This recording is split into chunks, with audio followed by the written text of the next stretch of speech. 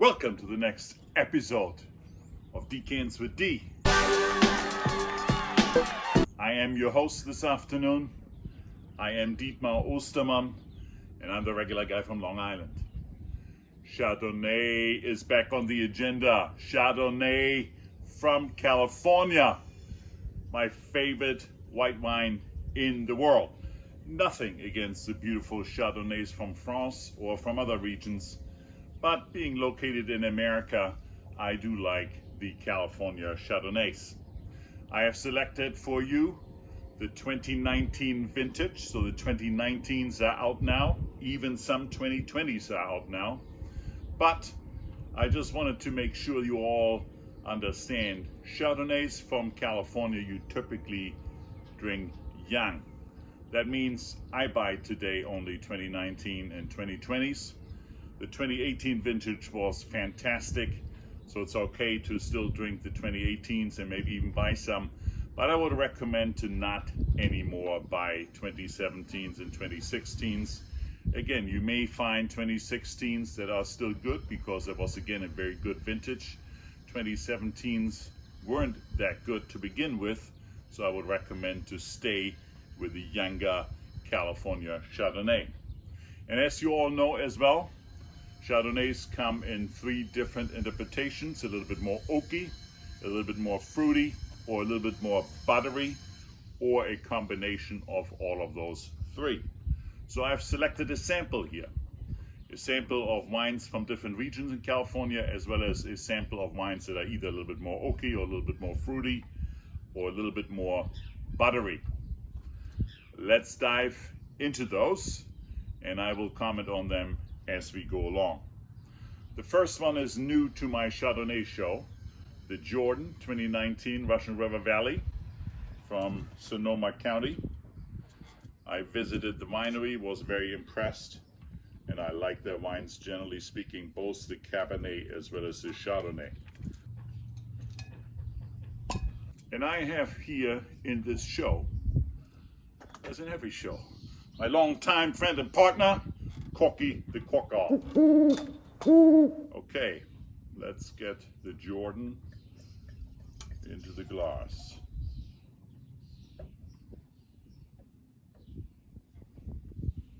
On the Jordan, we have a pale gold color. The wine looks good, looks fresh. Some fine lines in the glass indicating some sugar and alcohol content. Let's give it a sniffy sniff. Apple in the nose, also some citrus and lemon. It's fresh, there's a little bit of hay in the nose as well. Let's give it a whirl.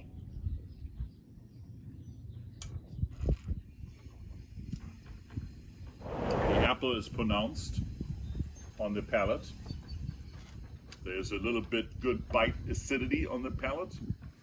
It's a full body Chardonnay. Citrus is on the palate just like the lemon and maybe a hint of lemon zest. It's a fresh wine.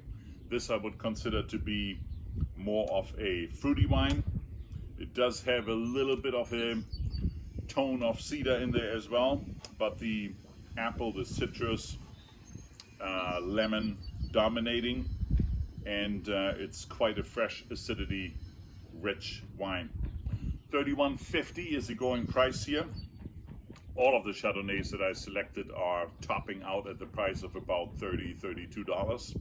Some of them much less, because there's obviously Chardonnays out there that cost $40, $50, even $60, but that is not realistically affordable for everybody.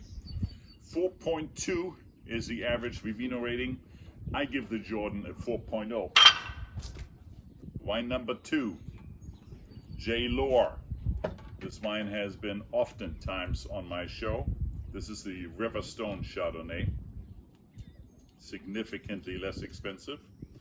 The J.Lohr from Monterey sells for about $14.99. Average Vivino score is less, it's 3.9. But as you probably heard me say before, I think that the Vivino raters are always a little bit impressed by the price. So the Jordan at $31.50 rated 4.2 and the J.Lohr at $14.99 rated 3.9 is a little bit, in my judgment, function of price. Cork out. Let's get right into the J.Lohr. The color is a little bit more deep golden than what we saw in the Jordan. Richer color, but still on the lighter side. Let's give it a sniffy sniff. Not as pronounced in the nose, but yes, citrus and apple in here as well as pear. It's a little bit of a nutty aroma in here as well. Let's give it a whirl. So this Chardonnay, I would say, is fruity and buttery. Less oak.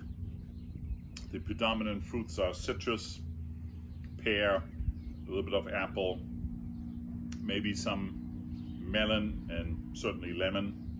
And it has this nutty, hazelnut, buttery character. Very good. I like this wine a lot. I give this J.Lohr a 4.2 than the Jordan, even though it's less than half the price.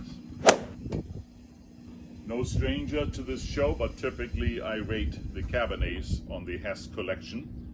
This is not the regular Hess Select, this is the upper level Hess Collection. Hess Collection is rated 4.1 by Vivino. You can get it as low as $28. And this one is one of the wines that comes from Napa. On the Chardonnay side, Napa is not necessarily the best region. Sonoma Coast typically is very strong on Chardonnays, as well as St. Lucia Highlands and further down south. The Hess Collection. On the nose, very rich. Some honeysuckle. I detect some peach, some apricot. A little bit of oakiness comes right out in the nose. Let's give it a whirl. Very balanced. There's some oak here. There's some creme brulee, I would say, on here. Apricot, peach, honeysuckle on the nose. Some good fruit flavors. I like this Hess Collection a lot. 4.5, ladies and gentlemen. 4.5 for the Hess Collection Chardonnay. Moving right on to the Buttercream 2019. Again, a wine that I have on the show quite often. Nothing wrong with the screw tub if you're intending to drink the wine soon, like 1-2 years. It's airtight, typically. So on the color, this would be considered a medium gold. It's a beautiful color. Looks fresh again in the glass. Let's give it a sniffy sniff. Oh, I like this. These are rich citrus, lemon, apple, pear aromas right in your nose, very pronounced. Let's give it a whirl. An easy drinking wine. 3.6 rated on average by Vivino. $16.99, ladies and gentlemen. Citrus, lemon, apple, pear. I like it a lot. I give it a 4.2 as well. Wine number 5. No stranger, the La Crema. The La Crema comes in various different forms. This is the Sonoma Coast La Crema. La Crema is rated 3.9 by Vivino. It sells for $19.99. Cork stands ready. Cork. See what we see in the La Crema. Significantly lighter in color. This would be a light lemon color, pale lemon. Good looking still. Let's give it a Sniffy sniff. Not as pronounced in the aromas. There's a little bit of floral in here, a little bit of lemon. I also detected some green apple. Let's give it a whirl. Very nice. Sonoma Coast La Crema does have, even on the palate, some of these floral notes. Certainly lemon, green apple. There's a hint of oak in here. So this would be a wine I would consider to be fruity most, but a little bit of oak. No buttery whatsoever, but richly textured. So very good. I give this La Crema a 4.3. That brings us to the last contestant.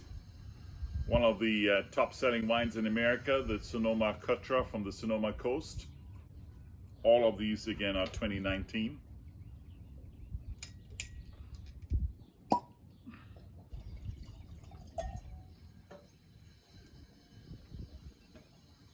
Color is light gold. Very pretty.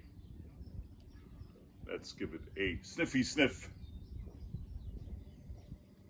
Not as pronounced on the nose. Floral notes, a little bit of fruitiness, maybe a fruit pie type of aroma. Let's give it a whirl.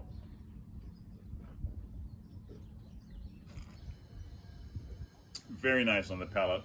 There's a little bit of integrated oak in here, a little bit of caramel, floral also on the palate. The fruit is, yes, there is some lemon zest in here, but a little bit of fruit pie as well. I give the Sonoma Coast a 4.1. There you have it, ladies and gentlemen. Strong scores for many of them. I think I was most impressed today by the Hess Collection. Secondly, impressed by the La Crema.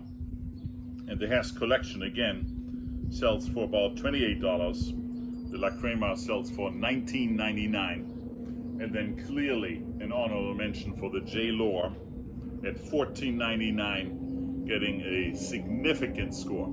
That's it for today. The spring Chardonnay tasting.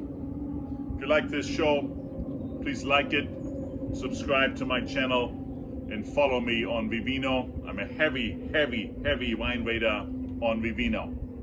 And I see you as always on Sundays at around noon. See you next Sunday.